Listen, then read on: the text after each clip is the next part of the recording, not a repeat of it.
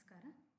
BCE 3ನೇ semester Kannada ಭಾಷೆ ಸುವರ್ಣ ಸಂಪದ ಪತ್ರಿಕೆ 3 ಘಟಕ 1ರ ಕಾವ್ಯ ಭಾಗದ 2ನೇ ಪಠ್ಯ ವಚನಗಳ ಮುಂದುವರಿದ ಭಾಗ. ಹಿಂದಿನ ತರಗತಿಯಲ್ಲಿ ನಾವು ವಚನ ಸಾಹಿತ್ಯದ ಹಿನ್ನೆಲೆ, ವಚನ ಚಳುವಳಿಯ ಸಮಾಜೋ-ಧಾರ್ಮಿಕ ಆಶಯಗಳು, ಸಾಹಿತ್ಯ ಪ್ರಕಾರವಾಗಿ ವಚನ ಸಾಹಿತ್ಯದ ವೈಶಿಷ್ಟ್ಯತೆ ಮತ್ತು ವಚನಕಾರ್ತಿ ಅಕ್ಕಮ್ಮನ ವಚನಗಳಲ್ಲಿ ಇರುವ ಪ್ರಮುಖ ವಿಚಾರಗಳನ್ನು, ವೈಚಾರಿಕ ನೆಲೆಗಟ್ಟನ್ನು ಕುರಿತು ಚರ್ಚಿಸಿದ್ದೆವು. ಈ ಚರ್ಚೆಯನ್ನೇ ಮತ್ತಷ್ಟು ಮುಂದುವರಿಸ್ತಾ ಇಂದಿನ ತರಗತಿಯಲ್ಲಿ ವಚನಗಳ ಪ್ರಮುಖ ಆಶಯಗಳು, ಅವುಗಳಲ್ಲಿರುವ ಸಮಾಜವಾದಿ ಪ್ರಗತಿಪರ ನಿಲುವುಗಳನ್ನು ಕೂಡ ವಿವರಿಸಿಕೊಳ್ಳೋಣ. ಹಾಗೆಯೇ ಪ್ರಮುಖ ವಚನಕಾರರಾದಂತಹ ನಗೆಯ ಮಾರಿತಂದೆ ಮತ್ತು ದೇವರ ದಾಸಿಮಯ್ಯರ ಕೆಲವು ವಚನಗಳನ್ನು ಪ್ರಾತಿನಿಧಿಕವಾಗಿ ಅಧ್ಯಯನ ಮಾಡೋಣ. ಮೂಲತಃ ವಚನಗಳು ವಚನಕಾರರು ತಮ್ಮ ಸಾಮಾಜಿಕ ಸಮಕಾಲೀನ ಪರಿಸರದೊಂದಿಗೆ ಸ್ಪಂದಿಸಿದ ಕ್ರಿಯೆಯ ಫಲಗಳು. ಅವು ಮೂಲತಃ ಪ್ರತಿಭಟನಾತ್ಮಕವಾಗಿವೆ. ಅವುಗಳ ಒಟ್ಟು ಉದ್ದೇಶ ನವ ಸಮಾಜವೊಂದರ ನಿರ್ಮಾಣ. ವಚನಕಾರರಿಗೆ ಆಂದೋಲನ ಅಂದರೆ ಹೊಸ ಜೀವನ. ಹೊಸ ಜೀವನ ಅಂದರೆ ಜನ ಆಲೋಚಿಸುವಂತೆ ಮಾಡುವುದು. ಜನಸಾಮಾನ್ಯರು ಆಲೋಚಿಸುವಂತೆ ಮಾಡಬೇಕಾದರೆ ಆಗಬೇಕಾದ ಮೊದಲ ಕಾರ್ಯ ಅವರಲ್ಲಿ ಆತ್ಮವಿಶ್ವಾಸ ತುಂಬುವಂತಹದ್ದು ಮತ್ತು ಅವರಲ್ಲಿನ ಎಲ್ಲ ಕೀಳರಿಮೆಗಳನ್ನು ಕಳೆಯುವಂತಹದ್ದು. ಈ ನಿಟ್ಟಿನಲ್ಲಿ ವಚನಕಾರರ ಆಲೋಚನೆಗಳು ಮತ್ತು ಬೋಧನೆಗಳು ಮೂಡಿಬಂದಿರುವಂಥದ್ದನ್ನು ನಾವು ಕಾಣಬಹುದು. ಜಾತಿ, ವರ್ಗ, ಲಿಂಗ ಮೂಲಗಳ ಅಸಮಾನತೆಯ ವಿರುದ್ಧ ಪ್ರತಿಭಟನೆ, ದೇವಾಲಯ ಸಂಸ್ಕೃತಿಯ ನಿರಾಕರಣೆಯ ಜೊತೆಗೆ ರಾಜಪ್ರಭುತ್ವದ ಬಗೆಗೂ ವಿಶಿಷ್ಟ ನಿಲುವು ತಳೆದವರು ವಚನಕಾರರು. ಮಡಿವಾಳ ಮಾಚಯ್ಯ ತಾನು ಶಿವಭಕ್ತರ ಬಟ್ಟೆಗಳನ್ನಲ್ಲದೆ ರಾಜನೂ ಸೇರಿದಂತೆ ಬೇರೆಯವರ ಬಟ್ಟೆಗಳನ್ನು ಒಗೆಯುವುದಿಲ್ಲ ಎಂದು ಘೋಷಿಸಿದ್ದನ್ನು ನಾವಿಲ್ಲಿ ನೆನೆಯಬಹುದು. ವಚನಕಾರರು ತಮ್ಮ ಕಾಲದ ರಾಜಕೀಯ ವ್ಯವಸ್ಥೆಯನ್ನು ಹಾಗೆ ಮುಖಾಮುಖಿ ಪ್ರಶ್ನಿಸಲಿಲ್ಲ. ಆದರೆ ರಾಜನ ಬಗ್ಗೆ ಈ ಹಿಂದೆ ಇದ್ದಂತಹ ರಾಜ ಪ್ರತ್ಯಕ್ಷ ದೇವತಾ ಅನ್ನುವಂತಹ ನಂಬಿಕೆ ವಿಚಾರವೂ ಕೂಡ ಇರಲಿಲ್ಲ. ಬಿಜ್ಜಳ ವ್ಯವಸ್ಥೆಯ ಪೋಷಕನಾಗಿ ನಿಂತು ವೀರಶೈವ ಆಂದೋಲನಕ್ಕೆ ಅಡ್ಡಿಯಾದಾಗ ಅವನೊಡನೆ ವಚನಕಾರರು ಸೆಣಸಾಡಲೂ ಕೂಡ ಹಿಂದೆಗೆಲಿಲ್ಲ ಅನ್ನುವಂತಹದ್ದು ಚರಿತ್ರೆಯಿಂದ ನಮಗೆ ತಿಳಿದುಬರುತ್ತೆ. ಇಂತಹ ಸ್ವತಂತ್ರ ಪ್ರಜ್ಞೆಯ ವಚನಕಾರರು ಅಂದಿನ ಮತ್ತು ಇಂದಿನ ಸಾಮಾಜಿಕ ಪಿಡುಗುಗಳಾಗಿರುವಂತಹ ಜಾತಿ ಪದ್ಧತಿ, ಲಿಂಗ ಮತ್ತು ವರ್ಗ ತಾರತಮ್ಯಗಳನ್ನು ಯಾವ ಹಿಂಜರಿಕೆಯೂ ಭಯಗಳು ಇಲ್ಲದೆ ನಿರ್ಭಯವಾಗಿ ಖಂಡಿಸಿದ್ದಾರೆ. ಬಸವಣ್ಣನ ಆದಿಯಾಗಿ ಎಲ್ಲ ವಚನಕಾರರು ಕೂಡ ಸಾಮಾಜಿಕ ಪಿಡುಗಾಗಿರುವಂತಹ ಜಾತೀಯತೆಯನ್ನು ನಿರ್ಮೂಲನೆ ಮಾಡಲು ತಮ್ಮ ಅನೇಕ ವಚನಗಳ ಮೂಲಕ ಅವಿರತವಾಗಿ ಶ್ರಮಿಸಿದ್ದಾರೆ. ಬದುಕು ಹಸನಾಗಲು, ಜೀವನ ಪ್ರಗತಿಯನ್ನು ಕಾಣಲು ಸ್ತ್ರೀ ಪುರುಷರಿಬ್ಬರೂ ಸಮಾನವಾಗಿ ನಡ್ಕೊಳ್ಬೇಕು. ಎಲ್ಲರಲ್ಲೂ ಆತ್ಮವೇ ಮುಖ್ಯ, ಅದು ಪರಿಶುದ್ಧತೆಯಿಂದ ಕೂಡಿರಬೇಕು ಅನ್ನುವಂತಹದ್ದು ವಚನಕಾರರ ಆಶಯ. ಆದ್ದರಿಂದ ಲಿಂಗ ತಾರತಮ್ಯವನ್ನು ವಚನಕಾರರು ಇನ್ನಿಲ್ಲದ ಹಾಗೆ ವಿರೋಧಿಸಿದ್ರು, ಖಂಡಿಸಿದ್ರು. ಸೃಷ್ಟಿಯಲ್ಲಿ ಯಾವ ಜೀವರಾಶಿಗಳಲ್ಲೂ ಇಲ್ಲದ ಸಂಪತ್ತಿನ ಕ್ರೋಢೀಕರಣವನ್ನು ನಾವು ಮಾನವ ಸಮಾಜದಲ್ಲಿ ಕಾಣ್ತೇವೆ. ಈ ಆಸೆಯೇ ಸಮಾಜದಲ್ಲಿ ಅನೇಕ ಅಸಮಾನತೆಗಳು ತಲೆದೋರೋದಕ್ಕೆ ಕಾರಣ.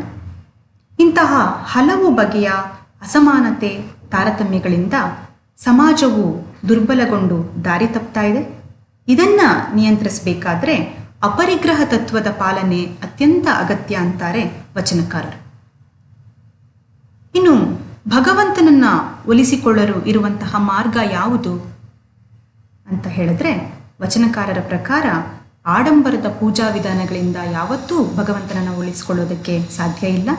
ಪ್ರಾಮಾಣಿಕವಾದ ಕಾಯಕ ನಿಷ್ಠೆ ಮಾತ್ರವೇ ಇದನ್ನು ಸಾಧಿಸಬಲ್ಲದು. ಹೀಗೆ ಹೇಳ್ತಾ ಕಾಯಕದ ಮಹತ್ವವನ್ನು ಇಡೀ ಜಗತ್ತಿಗೆ ಸಾರಿದಂಥವರು ವಚನಕಾರರು. ಇದಲ್ಲದೆ ಭಕ್ತಿಯೇ ಸಾಮಾಜಿಕ ಪರಿವರ್ತನೆಯ ಮಾರ್ಗ ಅಂತ ನಂಬಿ ಅನೇಕ ಪ್ರಗತಿಪರ ಧೋರಣೆಗಳಿಂದ ಸಾಮಾಜಿಕ ಕ್ರಾಂತಿಯನ್ನು ಉಂಟು ಮಾಡಿ ಪ್ರಜಾಪ್ರಭುತ್ವ ಮಾದರಿಯ ಸಮಾಜದ ಉಗಮಕ್ಕೆ ವಚನ ಸಾಹಿತ್ಯ ನಾಂದಿಯನ್ನು ಹಾಡಿತು. ಇವಿಷ್ಟು ಗ್ರಹಿಕೆಗಳನ್ನು ಅನುಲಕ್ಷಿಸಿ ನಾವೀಗ ನಗೆಯ ಮಾರಿತಂದೆ ಮತ್ತು ದೇವರ ದಾಸಿಮಯ್ಯರ ವಚನಗಳನ್ನು ಅಭ್ಯಾಸ ಮಾಡೋಣ. ನಗೆಯ ಮಾರಿ ತಂದೆಯ ಕಾಲ ಮತ್ತು ಊರು ಇವ್ಯಾವುದೂ ನಮಗೆ ಇವರಿಗೂ ತಿಳಿದು ಬಂದಿಲ್ಲ. ಬಹುಶಃ ನಗಿಸುವುದೇ ಈತನ ಕಾಯಕ ಇದ್ದಿರಬಹುದು. ಆತುರವೈರಿ ಮಾರೇಶ್ವರ ಎಂಬುದು ಈತನ ಅಂಕಿತ. ಅಭ್ಯಾಸಕ್ಕಾಗಿ ಈತನ 2 ವಚನಗಳನ್ನು ನಮಗೆ ನೀಡಲಾಗಿದೆ. ಮೊದಲನೆಯ ವಚನವ ಹೀಗಿದೆ: ಬೀಜ ಒಡೆದು ಮೊಳೆಯಂಕುರಿಸುವಾಗ ಎಲೆ ಎಲ್ಲಿದ್ದಿತು? ಎಲೆ ಸುಳಿಬಿಟ್ಟು ಕವಲುವಾಗ ಶಾಖೆ ಎಲ್ಲಿದ್ದಿತು? ಶಾಖೆ ಒಡೆದು ಕುಸುಮ ತೋರುವಾಗ ಫಲ ಎಲ್ಲಿದ್ದಿತು? ಫಲ ಬಲಿದು ರಸ ತುಂಬುವಾಗ ಸವಿ ಎಲ್ಲಿದ್ದಿತು? ಸವಿಯ ಸವಿದು ಪರಿಣತೆಗೊಂಬಾಗ ಅದೇತರೊದಗು? ಇಷ್ಟರ ನೀತಿಯ ನರಿ ಆತುರವೈರಿ ಮಾರೇಶ್ವರ. ಇಲ್ಲಿ ವಚನಕಾರರು ಸೃಷ್ಟಿಯ ಸತ್ಯಗಳ ಬಗ್ಗೆ ಮಾತನಾಡ್ತಾರೆ. ಸೃಷ್ಟಿಯೊಳಗೆ ಅಡಗಿರುವಂತಹ ಸೃಷ್ಟಿ ರಹಸ್ಯಗಳ ಬಗೆಗೆ ಒಂದು ಅದಮ್ಯ ಕುತೂಹಲ ಈ ವಚನದಲ್ಲಿದೆ. ನಿಸರ್ಗದಲ್ಲಿ ಉಂಟಾಗುವ ಬದಲಾವಣೆಗಳು ಬೀಜ, ಫಲ, ರಸ ಮತ್ತು ರುಚಿಗಳ ಬೆರಗನ್ನ ಕುರಿತು ಹೇಳ್ತಾ, ಪ್ರಕೃತಿಯಲ್ಲಿ ನಡೆಯುವಂತಹ ಪ್ರತಿಯೊಂದು ಬದಲಾವಣೆಯು, ವಿಸ್ಮಯವು ಭಗವಂತನ ಆಣತಿಯೇ. ಪ್ರಕೃತಿಜನ್ಯವಾದ ಪ್ರತಿಯೊಂದು ಉತ್ಪನ್ನವು ಪರಸ್ವೀಕರಣೆಯಿಂದಲೇ ಸಾರ್ಥಕ್ಯ ಪಡೆದುಕೊಳ್ಳುತ್ತದೆ ಅನ್ನುವಂತಹ ಸತ್ಯವನ್ನ ಮನುಷ್ಯ ಅರಿತು ನಡೆಯಬೇಕು ಅನ್ನುವಂತಹದ್ದು ಈ ವಚನದ ನಿಲುವು. ಇವರ ಇನ್ನೊಂದು ವಚನ: ತನ್ನ ಹೊಟ್ಟೆ ತುಂಬಿಯಲ್ಲದೆ ತೃಪ್ತಿಯಿಲ್ಲ, ಭವದ ತೊಟ್ಟ ಹರಿದಲ್ಲದೆ ನಿತ್ಯನಲ್ಲ, ವಿಕಾರದ ಕಟ್ಟು ಮೆಟ್ಟಿ ನಿತ್ತರಿಸಿಯಲ್ಲದೆ ವಿರಕ್ತನಲ್ಲ, ಇವನರಿಯದೆ ವ್ಯರ್ಥನಾಗಿ ತಿರುಗುವ ಉನ್ಮತ್ತಂಗೆ ಸತ್ಯದ ಸುದ್ದಿ ಏಕೆ? ಆತುರವೈರಿ ಮಾರೇಶ್ವರ. ಇಲ್ಲಿ ಹಸಿವು ಮತ್ತು ತೃಪ್ತಿಯ ಬಗೆಗಿನ ಸ್ಪಷ್ಟ ನಿಲುವನ್ನು ನಾವು ಕಾಣಬಹುದು. ವಿಕಾರವನ್ನ ಮೀರುವ ಕ್ರಮ, ಹುಸಿ ಪೂಜೆ ಮತ್ತು ಡಾಂಬಿಕತೆ ಹಾಗೂ ಉನ್ಮತ್ತನಿಗೆ ಸತ್ಯದ ಸುದ್ದಿ ವ್ಯರ್ಥ ಎಂಬುದನ್ನು ಹೇಳುತ್ತಾ ಯೋಗದ ಪರಿಕಲ್ಪನೆಯನ್ನ ವಿಶಿಷ್ಟವಾದಂತಹ ರೀತಿಯಲ್ಲಿ ನಿರೂಪಿಸಿದ್ದಾರೆ. ಬದುಕು, ಭವ, ಅನುರಕ್ತಿ ಇವೆಲ್ಲವುಗಳನ್ನು ಮೆಟ್ಟಿ ನಿಲ್ಲದೆ ಉನ್ಮತ್ತನಾಗಿ ತಿರುಗುವಂತಹವನ್ನ ಕುರಿತು ವಿಡಂಬನೆ ಇಲ್ಲಿದೆ. ಇನ್ನು ಕೊನೆಯದಾಗಿ ದೇವರ ದಾಸಿಮಯ್ಯರ ವಚನಗಳನ್ನು ಗಮನಿಸೋಣ. ದೇವರ ದಾಸಿಮಯ್ಯನ ಕಾಲ ಕ್ರಿಸ್ತಶಕ 1148, ಸ್ಥಳ ಗುಲ್ಬರ್ಗಾ ಜಿಲ್ಲೆಯ ಮುದನೂರು. ಈತನ ಮಡದಿ ದುಗ್ಗಳೆ, ಈಕೆಯು ಕೂಡ ವಚನಕಾರ್ತಿ. ನೇಕಾರಿಕೆಯ ವೃತ್ತಿ ಮಾಡ್ತಾ ಇದ್ದಂತಹ ಈತ ತನ್ನ ವಚನಗಳಿಗೆ ರಾಮನಾಥ ಅನ್ನುವಂತಹ ಅಂಕಿತವನ್ನು ಬಳಸಿದ್ದಾರೆ. ಸುಮಾರು 150ಕ್ಕೂ ಹೆಚ್ಚು ವಚನಗಳನ್ನು ಬರೆದಿರುವಂತಹ ಈತ ಆದ್ಯ ವಚನಕಾರ ಎಂಬ ಮನ್ನಣೆಗೆ ಪಾತ್ರರಾಗಿದ್ದಾನೆ. ನಮಗೆ ಪಠ್ಯವಾಗಿ ಕೊಟ್ಟಿರುವಂತಹ 2 ವಚನಗಳ ಮೂಲಕ ದಾಸಿಮಯ್ಯನ ವಚನಗಳ ವಿವಿಧ ಆಯಾಮಗಳನ್ನು ಪರಿಚಯ ಮಾಡಿಕೊಳ್ಳುವಂತಹ ಪ್ರಯತ್ನವನ್ನು ಮಾಡೋಣ. ಮೊದಲನೇ ವಚನ: ಒರತೆಗಳ ಕಂಡೆಂತು ಕೆಲರ್ ಈ ಬಾವಿಯ ತೋಡೆಂಬರು, ಅರವಟ್ಟಿಗೆ ಛತ್ರವು ತಮ್ಮದೆಂಬರು, ಎಲೆ ಪೈರೈದದಿರೆ ಸುರಿವ ಮಳೆ ಸುರಿಯದಿದ್ದಡೆ ಅವರೇತರಲ್ಲಿ ನೀಡುವರಯ್ಯ ರಾಮನಾಥ. ಸ್ವಾರ್ಥ ಮತ್ತು ಪ್ರತಿಷ್ಠೆಯಿಂದ ತಾನು ನೀಡುವೆ ಎನ್ನುವ ಮನುಷ್ಯನ ಅಹಂಕಾರ ಹಾಗೂ ಸಕಲವನ್ನೂ ಸದ್ದಿಲ್ಲದೆ ನೀಡುವ ಪ್ರಕೃತಿ ಧರ್ಮ, ಇವೆರಡನ್ನ ಕುರಿತಂತಹ ಒಂದು ನಿಲುವು ವಿಚಾರ ಈ ವಚನದಲ್ಲಿದೆ. ದೈವ ಪ್ರೇರಣೆ ಇಲ್ಲದೆ ಹುಲ್ಲುಕಡ್ಡಿಯೂ ಅಲುಗಲಾರದು. ಜೀವ ಸಂಕುಲದ ಪ್ರತಿ ನಡೆಯು ಭಗವಂತನ ಆಣತಿಯೇ ಆದರೂ ಮನುಷ್ಯ ಸರ್ವವೂ ತನ್ನಿಂದಲೇ ಆಗುತ್ತಿರುವುದು ಅನ್ನುವಂತಹ ಭ್ರಮೆಯಲ್ಲಿ ಇರುವಂತಹದ್ದನ್ನು ಈ ವಚನ ಖಂಡಿಸುತ್ತೆ. ಹಾಗೆ ಖಂಡಿಸ್ತಾ, ಒಂದು ವೇಳೆ ಪ್ರಕೃತಿ ಸ್ಥಗಿತವಾದರೆ, ತಾನು ಈವರೆಗೂ ನೀಡ್ತಾ ಇರುವಂತಹದ್ದನ್ನು ನಿರ್ವಂಚನೆಯಿಂದ ನೀಡದಿದ್ದರೆ ಮನುಷ್ಯ ಯಾರಿಗೂ ಏನನ್ನೂ ಕೊಡಲಾಗದ ಸ್ಥಿತಿಯನ್ನ ತಲುಪುವಂತಹ ವಾಸ್ತವತೆಯನ್ನ ದಾಸಿಮಯ್ಯ ಇಲ್ಲಿ ನಿರೂಪಿಸ್ತಾ ಇದ್ದಾರೆ. ಮಾಡುವ ಉಪಕಾರದಲ್ಲಿ ಅಹಂಕಾರ ಬೆರೆತರೆ ಉಂಟಾಗಬಹುದಾದಂತಹ ಅಸಂಗತತೆ, ಅಮಾನವೀಯತೆಯನ್ನ ತಿಳಿಸುತ್ತಾ, ಏನೇ ಕೊಡುವುದಾದರೂ ಪ್ರಕೃತಿಯಂತೆ ಅಪೇಕ್ಷೆಗಳಿಲ್ಲದೆ ಬೇಷರತ್ತಾಗಿ ನೀಡಬೇಕು ಅನ್ನುವಂತಹದ್ದು ಈ ವಚನದ ತಾತ್ಪರ್ಯ. ದಾಸಿಮಯ್ಯರ ಮತ್ತೊಂದು ವಚನ ಬಹಳ ಜನಪ್ರಿಯವಾಗಿರುವಂತಹ ವಚನ ಕೂಡ ಹೌದು ಇದು.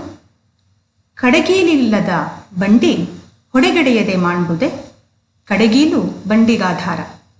ಈ ಕಡುದರ್ಪವೇರಿದ ಒಡಲೆಂಬ ಬಂಡಿಗೆ ದೃಢಭಕ್ತರ ನುಡಿಗಡನವೇ ಕಡೆಗೀಲು ಕಾಣ ರಾಮನಾಥ.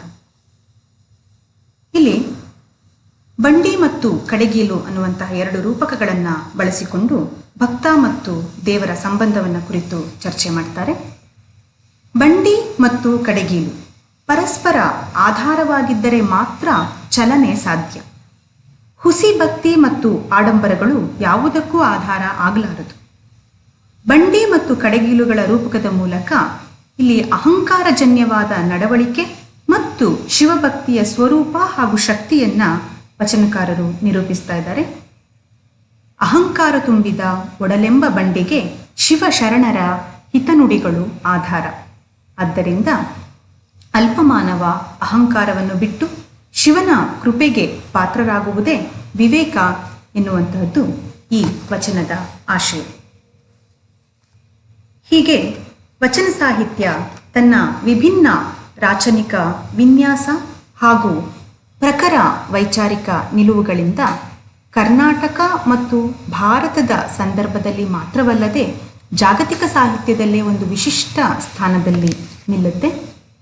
ಇಂತಹದೊಂದು ಸಾಹಿತ್ಯ ನಮ್ಮ ಕರ್ನಾಟಕದ ನೆಲದಲ್ಲಿ ಮೂಡಿ ಬಂತು ಅಂತ ಅನ್ನುವಂಥದ್ದು ನಮ್ಮೆಲ್ಲರಿಗೂ ದೊಡ್ಡ ವಿಷಯ, ಅದು ಹೆಮ್ಮೆಯ ವಿಷಯ. ಈ ಇಷ್ಟು ವಿಚಾರಗಳ ಗ್ರಹಿಕೆಯ ಆಧಾರದ ಮೇಲೆ ವಿದ್ಯಾರ್ಥಿಗಳು ವಚನ ಸಾಹಿತ್ಯವನ್ನು ಇನ್ನಷ್ಟು ಆಳವಾಗಿ ಅಧ್ಯಯನ ಮಾಡಲಿ ಅಂತ ಆಶಿಸ್ತೇನೆ. ನಮಸ್ಕಾರ.